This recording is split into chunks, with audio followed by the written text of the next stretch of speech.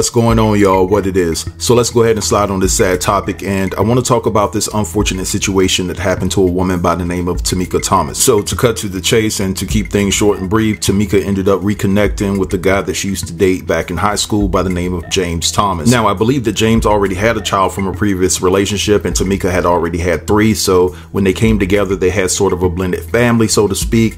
But Timika and James, they wanted a child of their own. Now, unfortunately, after several attempts, the two of them had trouble conceiving. So that's when Timika sought out medical advice from her doctor, and she wanted to see what type of avenues that they could go down to get pregnant. So she did, and she ended up having to have an IVF, which is in vitro fertilization, I believe. Correct me if I'm wrong in the comments. I'm trying to remember it off of my dome. But yeah, I think it's in vitro fertilization. Now, in addition to that, the procedure required a regimen of hormone boosting prescriptions to help the pregnancy at its earliest stages. Now, Timika felt some type of way about having this procedure in the first place because she felt that based off the fact that she had already had kids, that she should have been good. And she felt like having to have an IVF just to get pregnant was quite humbling. But the pregnancy was stopped in its tracks. And I want you guys to take a listen to what Timika had to say, what transpired.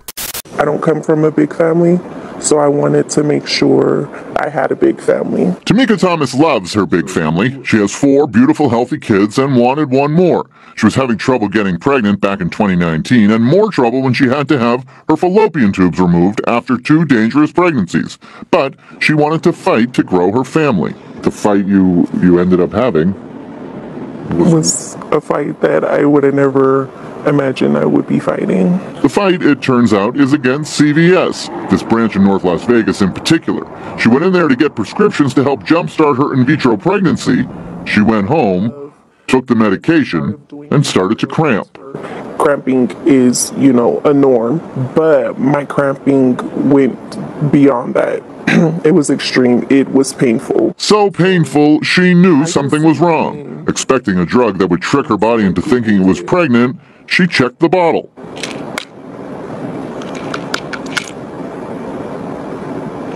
And, your life changed that day. 2 CVS pharmacists who ended up in front of the pharmacy board had made a handful of errors filling Timika Thomas's prescriptions. They ended up giving her a drug meant to terminate the pregnancy for which she had fought so hard. They did exactly the opposite of what I was trying to do. Not okay. Not at all. I understand people make mistakes. But that mistake took something from me. Thomas gave heart-wrenching testimony to the Nevada State Board of Pharmacy, which sanctioned these 2 pharmacists with unprofessional conduct and failure to adequately supervise the 2 technicians that made the original mistakes. The board says someone at the pharmacy should have called the doctor because nobody at CVS could read these prescriptions. And then one of the pharmacy techs guessed wrong, entering a generic prescription name which is the exact opposite of the brand name the doctor prescribed. Then the board says the pharmacist failed to counsel the patient on what would happen when she took this drug, misoprostol, better known as the abortion pill, which destroyed those 2 embryos and broke something deep inside Timika Thomas. And all I got was a sorry. Not good enough. It will never be good enough. A CVS spokesman mentioned that apology in a statement to the 8 News Now investigators. It says, "We've apologized to our patient for the prescription incident that occurred in 2019 and have cooperated with the Nevada Board of Pharmacy in this matter. Prescription errors are very rare, but if one does occur, we take steps to learn from it in order to continuously improve quality and patient safety." Well, I would object to no question like that. But CVS's attorney repeatedly distanced himself from the pharmacist, both at the hearing table and in defense of his client. To suspend or to take action against a pharmacy license when they really didn't do anything wrong, wasn't pledged that they did anything wrong. The only allegations are that they had these pharmacists. And he pointed his fingers right at the pharmacist and said they did it. Correct. What did you think of that? I felt like that was not okay because he should have took initiative for the company as a whole. For his part, the attorney for CVS told the 8 News Now investigators he stands by what he told the pharmacy board and has no additional comment. But for Timika Thomas, it does not end there. There's not enough that I can say There's not enough therapy. There's not enough medication that'll take the thoughts away, that'll take the pain away.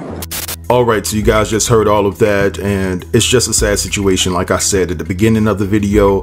And I'm going to paraphrase this word before I say it. I'm pretty sure you guys can put 2 and 2 together and understand what I'm trying to say. How do you make that mistake of giving someone mortician pills when they're trying to conceive and have a baby? Now, I understand that we're living in a world where nobody is mistake free, but this is just a huge error on the part of the pharmacist. Now, Timika did go on to say that upon picking up this prescription, that the pharmacist never asked her if she had any questions or concerns. And that is law for a pharmacist to follow up with those questions. In my estimation, I have never ever picked up a prescription where a pharmacist never asked me if I had any type of questions or concerns about the medication that I would be taking. And I find that to be extremely weird and odd. Now, in closing, I just want to ask you guys to drop down and give me your honest thoughts about this particular situation, because there's a lot of people that feel that this was done deliberately. Do you feel that way? Let me know in the comments, all right? But I do know that this woman is facing one hell of a payday. Now, I know money shouldn't be considered a band-aid given the significant loss that she faced, but at the end of the day, yeah, she's about to get paid, because this is just crazy and horrific on so many levels.